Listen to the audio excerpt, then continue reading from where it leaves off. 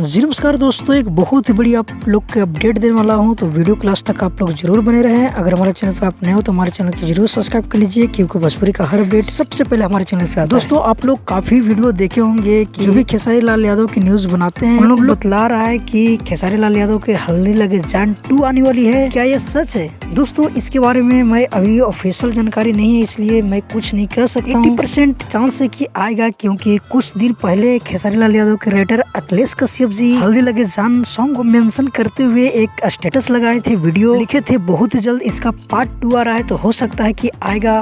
क्योंकि लाइव आनकर फिर एक दिन बात कर रहे थे कि बहुत ही जल्द सैड सॉन्ग आने वाली है। फिलहाल के लिए कुछ ये अपडेट था। अगर ऑफिशियल जानकारी आता है इससे रिलेटेड तो जरूर मैं अपडेट देने की कोशिश करूंगा। दोस्तों, साथ ही बता दूं कि चंद जी के बहुत ही बेहतरीन सॉन्ग आ रहा है। आप जानवे करते हैं मनी मिराज जो वीडियो में काम करते हैं, बहुत ही हिट लेवल का सॉन्ग होता है। और फिर से गर्दा उड़ाने के लिए लेकर आ रहे हैं, जो कि गाने के टाइटल होने वाली है जलने वाले को जलने दो। तो एक बार जाकर जरूर सुन लीजिएगा। तो फिलहाल के लिए यही अपडेट था, मिलते किस अपडेट के साथ बहुत ही जल्द। जब तक के लिए जय हिंद, जय भोजपुरी।